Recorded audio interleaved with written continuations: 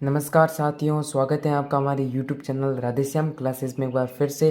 तो आज के इस वीडियो में हम हेनरी का नियम समझने वाले हैं। कक्षा 12th की केमिस्ट्री का सेकंड चैप्टर है विलियन। उसके अंदर ये हेनरी का नियम आता है जो हमें समझाता है गैसों की द्रवों के अंदर विलेयता। क्या समझाता है अपन को? गैसों की जो द्रवों में विलेयता है, गैस किस किस प्रकार से द्रव के अंदर घुलती है, उसका जो है वो ये नियम बनाए गए हैं। ठीक है, तो इसका नियम को हम पढ़ लेते हैं। गैसों पर दाब के प्रभाव को पूर्ण रूप से हेनरी नामक वैज्ञानिक ने समझाया था कि गैसों पर हम जब दाब लगाते हैं, गैसों पर जब हम दाब लगाते हैं तो उसको किस प्रकार से उसकी विलेयताएं जो है वो घुलती हैं, किस प्रकार से गैसें द्रव के अंदर, वो इस चीज़ किसने समझाई थी? हेनरी ने समझाई थी। तो इस नियम को देखते हैं अब देखो हेनरी का नियम क्या कहता है। निश्चित ताप पर, हेनरी का नियम कहता है कि निश्चित ताप पर किसी गैस का आंशिक दाब विलयन में उपस्थित गैसों के मोल अंश के समानुपाती होता है। मतलब कोई निश्चित फिक्स टेम्परेचर है, टेम्परेचर क्या है? फिक्स है।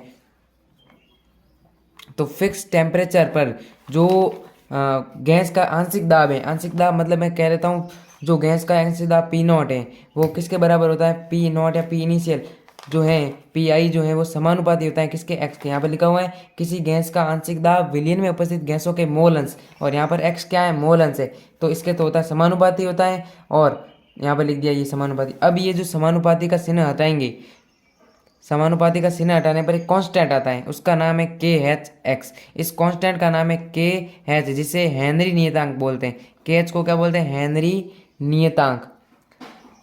अब ये हेनरी जो नियतांक है वो गैसों की प्रकृति बदल पाता है कि गैस की प्रकृति कैसी है, उसके अकॉर्डिंग ये बदल भी सकता है। ठीक है, ये गैसों की प्रकृति पर निर्भर करता है। और पी आई यहाँ पर मैंने क्या लिया? आंशिक दाब है। और एक्स जो है वो क्या है? गैसों के मोल अंश, गैस के मोल अंश है।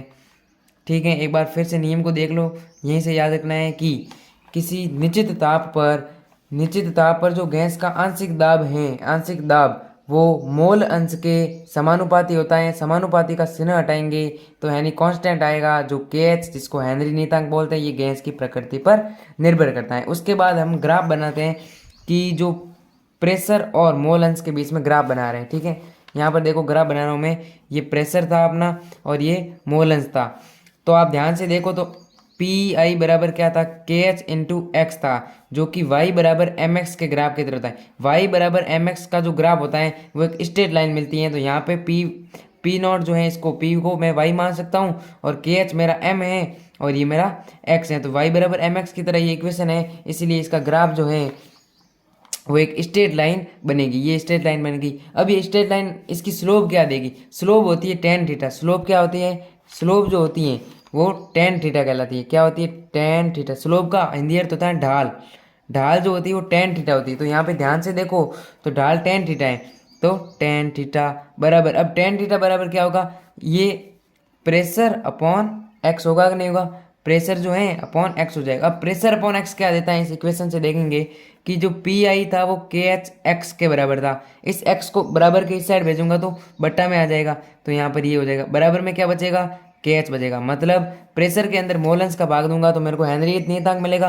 यहाँ भी मेरा टेन थीटा क्या आ रहा है? प्रेशर के अंदर मोलेंस का भाग दिए जा रहे हैं, तो यहाँ पर मुझे हेनरी नियतांक मिलेगा। तो इसकी स्लोप जो है ये वाली क्या होती है?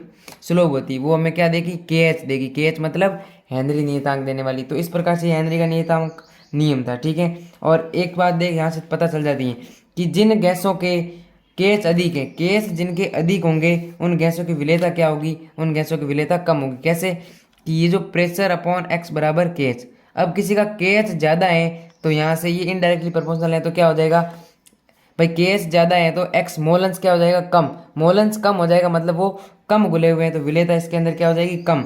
तो भाई के एच का मान बढ़ेगा तो विलेयता कम हो जाएगी, के एच का मान घटेगा तो विलेयता क्या हो जाएगी? ज़्यादा हो जाएगी। के एच का मान घटेगा तो मोलंस बढ़ेंगे, मोलंस बढ़ेंगे तो विलेयता बढ़ेगी। यहाँ तक समझ में आ गया? ये जो था हमारा हेनरी का नियम था।